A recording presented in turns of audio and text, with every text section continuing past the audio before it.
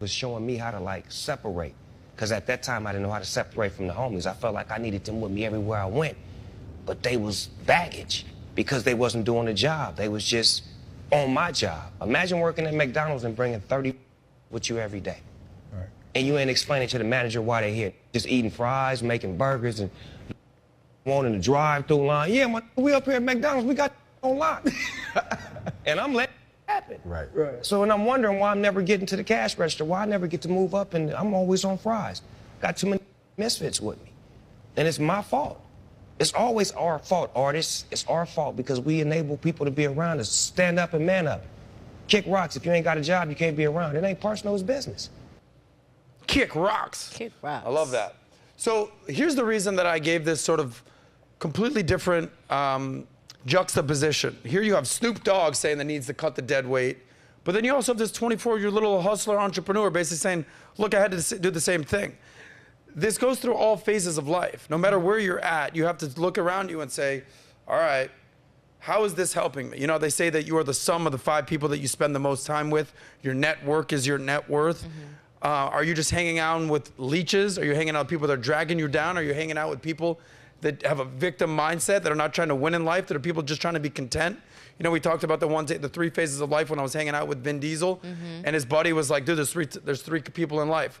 There's the people who live a caged life, doing nothing. The people who are content, they're like, all right, it's fine going on. Or people who are charged up and fired up. I only try to hang out with people who are charged up and excited about doing something with their life. And whether you're the dude that I did a Connect call with, or whether you're Snoop, you have to look in the mirror and be like, are these people actually helping me? Or are they complete baggage leeches, just hanger-oners, and doing nothing for me? And that's something that only you will know.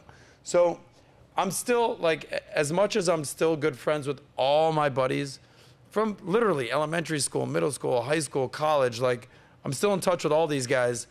I don't see them all that often. Right. I don't see them all that often. A birthday here, you know, a wedding here, because as much as I love them, and some of them have going on in life, they're not doing anything for me. So that's why I'm constantly hanging out with the PBDs of the world, or my friend Adrian that's constantly doing things. He's running all the events at Soho House, or my boy Mizzle that I was running the other night. Mizzle. The people that I hang out with, that I actually spend time with and go out with, are bringing value to my life and are bringing influence to my life and introducing me to people, not just like, yeah, cool, like, let's get some chicken wings. There's always room for that. Like, I'm not that dude that's like, cut off all your friends, they all suck. No.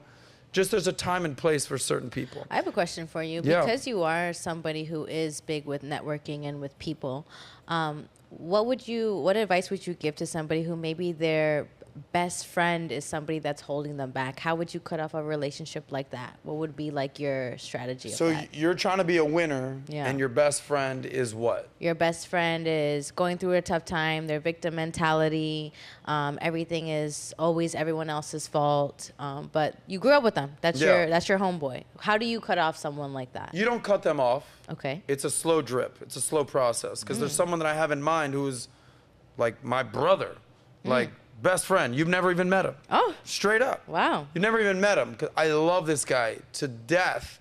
It's just we're different phases of life. So it's just when I see him or when we talk, it's all love. It's amazing. But I'm never out with him. Yeah. We never go out. We're not talking business deals. We're not doing any transactions. We're not networking. We're not socializing. It's, yo, brother, just checking in. Love you, dude. I'll see you when I see you. It's all love. I've known you since kindergarten. Like, I'm never gonna not have you in my life, but I'm also not gonna have you in my life, if that makes sense. Would you say it was easier to kind of make that transition because you became so much more busy? Was it easier to kind of... Great question. That's exactly what happens. I'm busy. Yeah. I'm busy, bro. Yeah. So it's kind of hard to be like, I don't want to be your friend. It's just that you've been busy. You don't have to say it. Right. Like, that's another thing out there. You don't have to be like, hey, Carl, listen, Carl. I've been doing some reconnaissance work over here. I've been actually doing the math here. And you don't make the top 5 friend list, buddy. And I'm sorry to inform you that you have been cut off. You're fired. Like, you don't have to start turning into Donald Trump firing friends. But at the same time, when they hit you up, hey, bro, like, let's do this. It's like, I'm busy, bro. I'm doing a podcast right now. Hey, I'm traveling right now. Like, I have one buddy that's like always like, yo, let's link up, let's grab a drink. I'm like, dude, I'm in Romania right now, interviewing Andrew Tate. Yo, I'm on a business trip in LA with PBD. So it's like, they'll get the message. But what you don't want is for them to be like, oh, you're too big for me now, bro? Yes. You're too cool for me now, bro? And then that's when you get those texts, here's my advice. Whenever you get those texts, those like, yo, bro, you're too cool to call me back, you're too cool to call a text. Yo, brother, hey, man, I just want to let you know I'm busy as fuck. Here's where I am right now. I love you. I don't want you to think for a second I don't care about you, that I don't want to be your friend. I just got certain things going on. Yeah. Like, do you understand that? And they're like, oh, bro, totally get it. I didn't want you to feel like, I didn't want to feel like you're big time in me right there. Right. Because at the same time, lifelong friendships should not be discounted. Lifelong friendships are not something to be like, yeah, bro, you're not on my level, so go fuck yourself, kick rocks. Right. It's not a science, it's an art, right? And you have to understand the delicate dance of, okay, here's where I'm at, here's where he's at. Let me take account of, all right, like, he's still making X, I'm making Y, I'm up here, he's doing this. I would love to, oh, we got a spill in aisle 3, Nat. We're good. The show goes on. Don't worry about it, Joey. Stay seated, fake Drake. We're good. Show goes on. Joey's looking at me like, what the hell's going on here? Thank you, sir. That was Jorge good. on the ones and twos. Whisper, whisper. It's wet. Hey, don't sound like it's wet. It's wet. Está You want to drink some water? mojado. So that's mojado, yeah? Okay. I mean, you can get it. It's not a big deal. It's fine. It's on the carpet. But yeah, that's my take. I think, all right, so what's my point here? We understand that your network is your net worth.